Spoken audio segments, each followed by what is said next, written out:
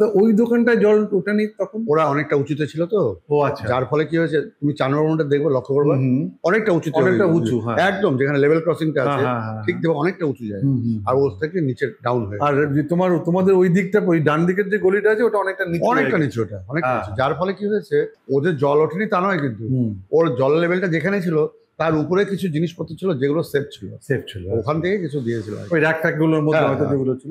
এবার তোমাকে ইন্টারেস্টিং বলি, আমরা এসে পৌঁছলাম 1 ঘন্টার মধ্যে জল সব 1 ঘন্টার মধ্যে, মানে আর জল নেই, জল পাই একদম, জল টনটনে, শহরটা আবার জলমুক্ত হয়ে গেল। এটাকে একটা ডেলুজ ডিভাস্টেটিং ফ্লাড কেন বলছে, এটাকে বলছে পৃথিবীতে ভেনিস নগরে এরকম একটা ফ্লাড হয়েছিল, অল্প সময়ের মধ্যে ধ্বংস করে দিয়ে, তছনছ করে দিয়ে যায়। ফ্লাড কি হয় আমাদের মানে পশ্চিমবঙ্গের বুকে প্রচুর জায়গায় ঘাটাল তো জলেই ডুবে থাকে, সবসময় জল ডুবে। তো প্রশ্ন হচ্ছে যে জলটা স্ট্যাগনেন্ট অবস্থায় আমাদের এখানে ছিল না, এলো ধ্বংস করলো, চলে গেল একটা দিনের মধ্যে একদম। আমরা সব নামলাম, নামার পরে রে ভাই পলিতে পা ঢুকে, কি বিভৎস পলি। তো যেহেতু আমরা অনেকগুলো ভাই, তো ওই চানাচুর আর লজেন্স এক জায়গায় রাখা হলো। এর মধ্যে বলতে ভুলে গেলাম, আমাদের মা একটা অদ্ভুত ব্যাপার করতেন, সবসময় ভাত কিছু বেশি করতেন, যে বাড়িতে যদি কোনো কেউ এসে যায় হঠাৎ করে তাকে যাতে খাবার দিতে পারে, একদম।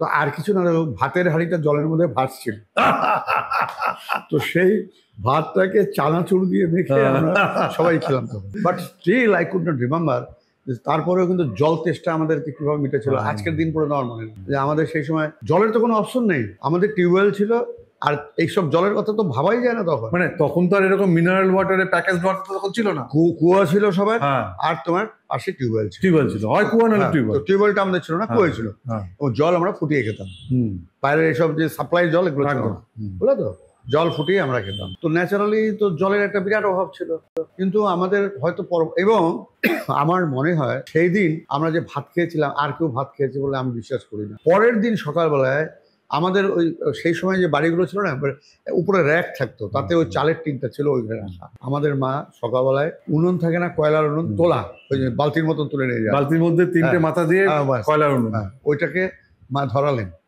ওই ভেজা কয়লাগুলোই কিন্তু ধরলো, ধরার পরে ভাত আর বোধহয় কি একটা ছিল, ডাল ঠাল এসব চাপিয়ে দিয়ে আমরা খেলাম। এবং সত্যি সত্যি বলি কি তোমার, সেই সময় যে খেলাম আমরা কিন্তু বুঝতে পারলাম না যে আর কেউ কোনো খাবার পেয়েছে কি। রিলিফের কথাটা তোমাকে যেটা বলি, রিলিফ যে আমরা বলি শিলিগুড়ির কাছে উই আর গ্রেটফুল, ওই সময় শিলিগুড়ি বিরাট পাশে দাঁড়িয়েছে।